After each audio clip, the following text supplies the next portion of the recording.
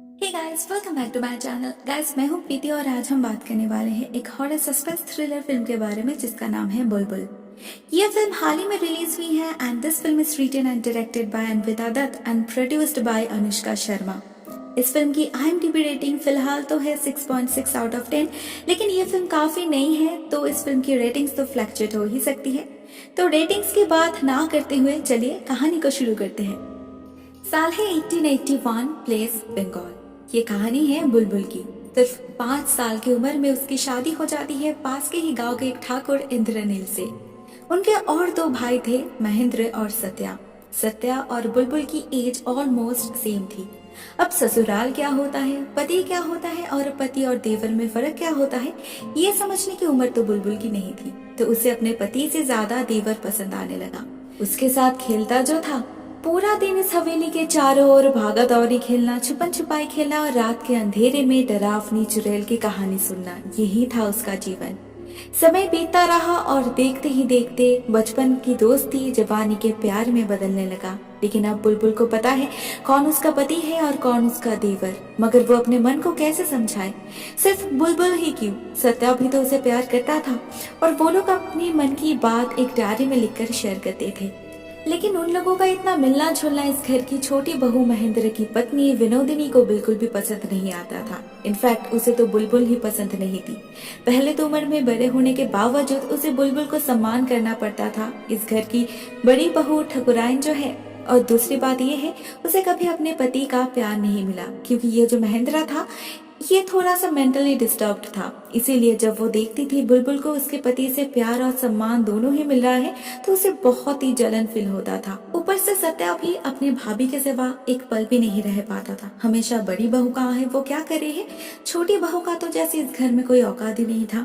Directly तो वो कुछ नहीं कह पाती थी, मगर इनडायरेक्टली वो हर बात पे बुलबुल को टॉन्ट करती रहती थी। मगर बुलबुल, उसे कभी सारी जेवर इस सब से लगाव ही नहीं था।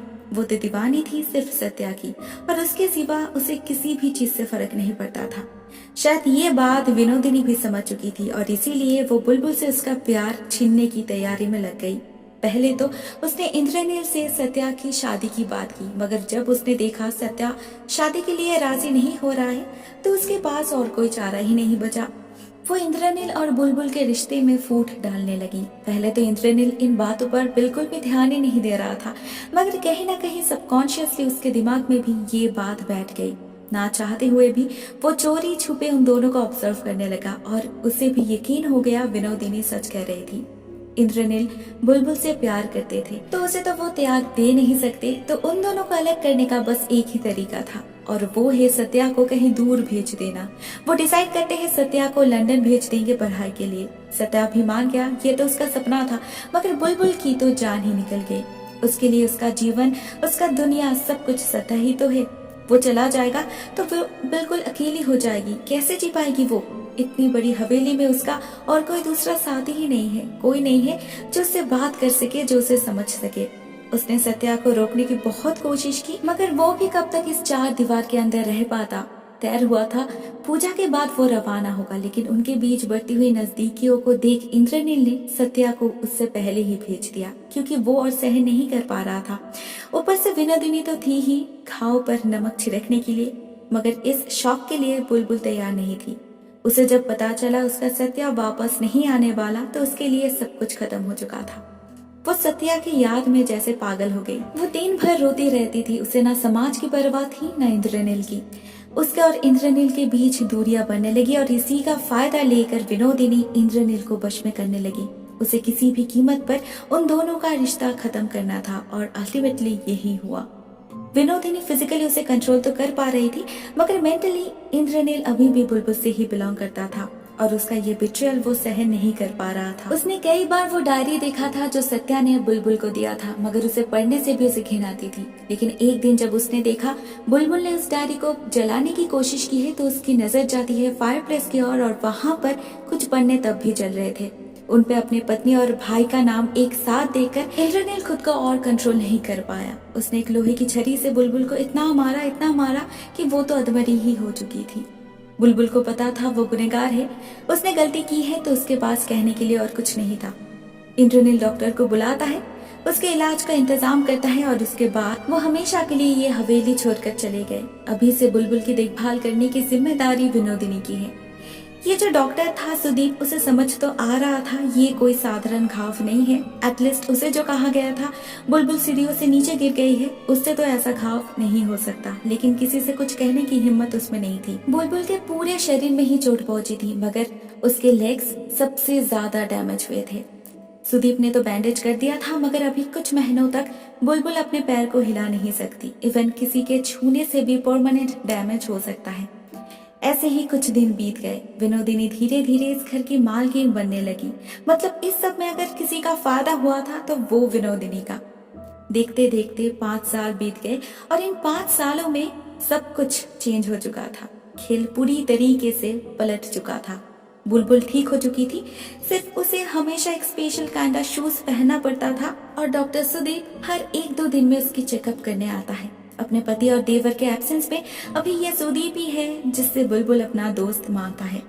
और विनोदिनी, उसका चैप्टर तो 3 साल पहले ही खत्म हो चुका है उसके पति के मौत के साथ। हाँ, महेंद्र की मौत हो चुकी है। लोग कहते हैं उसे चुड़ैल ने मारा है, वही चुड़ैल जो उल्टा पैर चलती है, वही चुड़ैल जो रात के अंधेरे में शिकार ढूंढने निकलती है, और वही चुड़ैल जिसके बारे में सत्या बुलबुल को कहानी सुनाता था। विनोदिनी अभी इस हवेली में नहीं रहती, वो एक आश्रम में रहती है और भी कई सारे विधवाओं के साथ। पूरा दिन पूजा पाठ लेकर व्यस्त रहती है। ये वही विनोदिनी है जिसके लालच के कारण इंद्रनील और बुलबुल का जीवन बर्बाद हो चुका था, लेकिन अभी वो पूरी तरीके से बदल चुकी है। पहचानना बहुत ही ज्यादा मुश्किल है। 5 साल बाद हम फिर से सत्या को भी देखते हैं। वो लंदन से वापस आ रहा है। रात के अंधेरे में जंगल के रास्ते से लौटते वक्त उसकी गाड़ी का कोचवान बहुत पैनिक कर रहा था। उसका कहना था इस जंगल में एक चुड़ैल रहती है। सत्या तो हंसने लगता है, मगर कोचवान ने कहा पिछले कुछ सालों में इस गांव में कुछ ऐसा खून हुआ है जिसका रहस्य अभी तक सॉल्व नहीं हो पाया। गांव में सभी लोग मानते हैं ये खून चुड़ैल ने ही किया है। एनीवेज, घर पहुंचने में अभी भी कुछ समय बाकी था तो सत्या गाड़ी में ही सो जाता है, मगर कुछ देर जाते ही गाड़ी रोकना पड़ता है क्योंकि आगे का रास्ता ब्लॉक्ड था। कोचवान जल्दी से ब्लॉकिंग हटाने लगता है, मगर तभी हमें एक लड़की दिखाई देती है जो पेड़ से उल्टा लटक रही थी। सत्या भी एक झलक उसे देख पाता है, मगर अगले ही पल में वो गायब हो चुकी थी। तो उसे लगता है उसने शायद कोई सपना देखा है। वो घर वापस आता है और बुलबुल से मिलने जाता है, मगर उसे बुलबुल कुछ बदली बदली सी लगती है। वो हंसी वो इनोसेंस गायब हो चुका है। अभी उसके सामने जो लेडी है वो तो इस घर की मालकिन है, ठाकुरायन, जो बहुत ही आसानी से दूसरों को मैनिपुलेट कर सकती है। इस गांव में आने के बाद से ही सत्या को इस चुड़ैल के बारे में बहुत कुछ सुनाई दे रहा था, और अभी विनोदिनी भी कह रही थी महेंद्र को भी उसी चुड़ैल ने मारा है। अब कोई चुड़ैल है या नहीं ये तो पता नहीं, मगर अगर कोई जानवर भी है तो उसका खात्मा भी तो जरूरी है। तो सत्या डिसाइड करता है वो शिकार पर जाएगा। निकलने से पहले वो बुलबुल से मिलने जाता है और वहाँ पर ही उसकी मुलाकात होती है डॉक्टर सुदीप से। ऑनेस्टली उसे सुदीप बिल्कुल भी पसंद नहीं आ रहा था। बुलबुल जिस तरह से उससे बात कर रही थी उसे देख उसे बहुत ही जेलसी फील हो रही थी, लेकिन वो डायरेक्टली कुछ नहीं कह पाता। रात के अंधेरे में चुड़ैल का सामना करने के लिए कुछ ज्यादा लोग राजी नहीं थे, तो कुछ गिने चुने लोगों के साथ और मास्टर दिनकर के साथ सत्या निकल पड़ते हैं। लेकिन कुछ दूर जाते ही वो लोग एक दूसरे से पिछड़ जाते हैं। इतना घना कोहरा था, सामने कुछ दिखाई नहीं दे रहा था। इसी बीच हमें सुदीप दिखाई देता है जो इसी जंगल में है और उसे किसी की आवाज सुनाई दे रही थी। उस आवाज को फॉलो करते हुए वो एक खंडर में जा पहुंचता है और उसे वहां पर क्लियरली एक साया दिखाई देता है, एक लड़की का। ये वही साया है जिसे हमने हवेली में भी देखा था। ये आवाज सत्या को भी सुनाई दी थी तो वो भी वहां पर पहुंच चुका था, मगर तब तक वो लड़की गायब हो चुकी थी। वो डॉक्टर सुदीप से पूछने ही वाला था वो यहाँ पर क्या कर रहा है, मगर तभी उन्हें किसी की चिल्लाने की आवाज सुनाई देती है और हमें एक लड़की दिखाई देती है जो उल्टा पैर चल रही थी और एक लाश को खींच रही थी। जब तक सत्या वहां पर पहुंचता है हमें पता चलता है किसी ने मास्टर दिनकर का खून कर दिया है और उसे पेड़ से उल्टा लटका दिया है। जब सत्या को पता चला कि यह डॉक्टर का घर इसी जंगल के आसपास है, मगर उसे किसी भी बात का कुछ भी पता नहीं, तो उसे बहुत ज्यादा शक हुआ। वो समझ जाता है ये डॉक्टर कुछ तो छुपा रहा है। नेक्स्ट डे सुबह होते ही वो फिर से उसी जगह इंस्पेक्शन करने जाता है और उसे उसी खंडर में एक हैंडप्रिंट भी मिलता है, जिससे उसका शक और भी ज्यादा गहरा होता है। ये खूनी कोई चुड़ैल या भूत वूत नहीं है, ना कोई जानवर है, ये असल में एक इंसान है, वो भी एक आदमी। वो इस मिस्ट्री को सॉल्व करने की कोशिश कर रहा था और साथ ही साथ वो अपनी प्रिय भाभी बुलबुल पर भी नजर रख रहा था। और इस काम में उसने विनोदिनी को भी एंगेज किया है, क्योंकि पूरा दिन वो तो घर में नहीं रह सकता और विनोदिनी भी अपने काम में लग जाती है, पहले की तरह बुलबुल को टॉन्ट करना और सत्या का कान भरना। मगर अभी बुलबुल काफी स्ट्रांग हो चुकी है, उसे भी उचित जवाब देना आता है। इसी बीच गांव में और एक खून हो गया है। पुलिस इन्वेस्टिगेट कर रही है, मगर सबूत के बिना वो लोग कुछ भी नहीं कर सकते। इस बार जो खून हुआ है उसका एक फिटनेस है, एक छोटी सी बच्ची जिसे नहीं पता वो क्या कह रही है। उसका कहना था महाकाली ने इस आदमी को मारा है। ऑब्वियसली कोई भी उसके बातों पर बिलीव नहीं करता। सत्या को जब इस बारे में पता चला तो उसे ये भी जानने मिला, कोइंसिडेंटली या इंसिडेंटली, इस खून के समय भी डॉक्टर सुदीप वहां पर ही था। डे बाय डे सत्या का शक गहरा हो रहा था और नफरत भी, क्योंकि इतना कुछ करने के बाद भी वो बुलबुल को सुदीप से दूर नहीं कर पा रहा था। उसने कई बार उन दोनों को बात करते हुए देखा है, सबके नजरों से दूर हवेली के एक कोने में, जहाँ कभी वो और बुलबुल वक्त बिताते थे। उसे बहुत बुरा लग रहा था, लेकिन वो कर भी क्या सकता था। फाइनली वो बुलबुल को कन्फ्रंट करता है और वो उससे ये भी कहता है उसने इंद्रनील को खबर कर दिया है। बुलबुल उसे सिर्फ एक ही बात कहती है कि तुम सब एक जैसे हो। डायरेक्टली कहो ना, तुम जल रहे हो, इनडायरेक्टली क्यों ब्लेम कर रहे हो। लेकिन सत्या के लिए सिर्फ ये एक जेलसी ही बात नहीं थी। उसे लग रहा था ये खून भी शायद वो डॉक्टर ही कर रहा है, कोई तो वजह होगी। लेकिन बुलबुल का मानना था ये सारा खून उस चुड़ैल ही कर रही है। लेकिन लगता है सत्या का शक बिल्कुल सही है, नहीं तो रात के अंधेरे में वो डॉक्टर क्यों घर छोड़कर भाग रहा है। सत्या उसी रात उसे लेकर पुलिस स्टेशन के लिए निकल पड़ता है। गाड़ी में भी वो सुदीप से पूछता है, मगर वो साफ साफ मना कर देता है। उसका कहना था उसने कुछ नहीं किया। ये बात सत्या को भी पता है, मगर सिर्फ बुलबुल से दोस्ती करने के जुर्म में उसे सजा मिलने वाली है। ये बात पूरी तरीके से झूठ नहीं थी, मगर सच भी नहीं थी। उसे सच में सुदीप पर शक था और उसे ये केस इन्वेस्टिगेट भी करना था। वो लोग आज रात भी जंगल के रास्ते से ही जा रहे थे और अचानक उनकी गाड़ी रुक जाती है। सत्या कोचवान को बुलाता है, मगर उसे कोई भी रिस्पॉन्स नहीं मिलता, तो वो बाहर निकलता है चेक करने और बाहर उसे कोचवान की लाश मिलती है। और इस बार वो सुदीप पर शक भी नहीं कर सकता, क्योंकि सुदीप उसके साथ ही था। लेकिन वो इतना तो श्योर है कि ये सुदीप कुछ तो जानता है, तो वो उसे एक ऑफर देता है। उसे प्रूफ करना होगा ये चुड़ैल सच में है। अगर उसने प्रूफ कर दिया तो वो जा सकता है। सत्या इतना ज्यादा टेंशन में है, लेकिन वो सुदीप, उसे जैसे तो कोई डर ही नहीं है। तभी सुदीप को दूर एक साया नजर आता है और वो भी उसी लड़की का। वो शूट करता है, गोली लगी या नहीं पता नहीं, लेकिन वो साया गायब हो चुका था। सत्या उसे चेस करने लगता है और उसके वहां से निकल जाते ही जब सुदीप बिल्कुल अकेला था तो उसके सामने वो साया प्रकट होता है। ये लड़की, ये चुड़ैल जो भी थी, वो धीरे धीरे अंधेरे से बाहर निकलती है। हम देख पाते ही ये लड़की का पैर सच में उल्टा है और जैसे ही इस लड़की का फेस दिखाया जाता है हमें पता चलता है ये लड़की और कोई नहीं बुलबुल है। उसके पूरे शरीर पे घाव है और उसे गोली भी लगी है, खून बह रहा है, मगर क्यों और कैसे? क्या बुलबुल सच में एक चुड़ैल है? इसके जवाब के लिए हमें 5 साल पीछे जाना होगा। सत्या के जाने के बाद, उस रात के इंसिडेंट के बाद और इंद्रनील के घर छोड़कर जाने के बाद बुलबुल का जीवन बिल्कुल खत्म हो चुका था। उसका दिल और शरीर पे इतना गहरा जख्म था कि शायद सिर्फ समय ही उनका इलाज कर सकता था। मगर इसी बीच और एक इंसिडेंट होता है जिससे ये कहानी पूरी तरीके से बदल जाती है। एक रात जब बुलबुल दर्द में तड़प रही थी, उसके कमरे में आता है महेंद्र। वो था तो पागल, मगर फिर भी बुलबुल को उस हालत में देख उस रात उसके अंदर हैवानियत जाग उठी थी। उसने उस रात बुलबुल का रेप किया था। इस टॉर्चर को सहन बुलबुल नहीं कर पाई और उसने उसी रात दम तोड़ दिया। मतलब बुलबुल की मौत 5 साल पहले ही हो चुकी थी, मगर देवी माँ की कृपा से उसे नया जीवन मिला। उसके मन में कभी कोई खोट नहीं था। उसने कभी भी किसी और का बुरा नहीं चाहा। बुरा तो उसके साथ हुआ है हमेशा। एक भाई ने उसका दिल दुखाया और बाकी दोनों ने उसे फिजिकली टॉर्चर किया। महाकाली जो हमेशा अपने भक्त की रक्षा करती है, न्याय दिलाती है और दुष्ट का विनाश करती है, उन्होंने ही बुलबुल को और एक मौका दिया। लेकिन इस जीवन में उसका सिर्फ एक ही लक्ष्य होगा, अन्याय का अंत। और तब से बुलबुल वही कर रही है। उसने कभी भी किसी निर्दोष को नहीं मारा। जिस जुर्म की कार्रवाई नहीं हो सकती वो उन्हीं दोषियों को सजा देती है। जैसे उसने सबसे पहले महेंद्र का खून किया, उसके बाद मास्टर दिनकर। वो अपने पत्नी के ऊपर बहुत अत्याचार करता था हर रोज मारना पीटना ये तो आम बात थी। सभी को सब कुछ पता था, मगर उनकी पत्नी ही जब अपने पति के सम्मान रखने के लिए हमेशा डॉक्टर से झूठ कहती थी तो दिनकर को सजा कैसे मिल सकती थी। लेकिन जब बात हद से निकल गई तो बुलबुल ने ही उसकी हत्या कर दी। उसके बाद जिस आदमी का खून हुआ था वो असल में एक पेडोफाइल था। उसने एक बच्ची को मॉलेस्ट करने की कोशिश किया था, इसीलिए बुलबुल ने उसे मार डाला। उस बच्ची के लिए तब बुलबुल चुड़ैल कैसे हो सकती थी? वो तो देवी है, उसका रक्षक। इसीलिए उसने कहा था महाकाली ने उस आदमी को मारा है। और वो कोजवान, उसने तो 2 बार शादी की थी। बुलबुल ने उसे पहले ही वार्न की थी, नई बहू के लिए बड़ी बहू का कोई भी अपमान नहीं होना चाहिए, मगर उसने बात नहीं माना।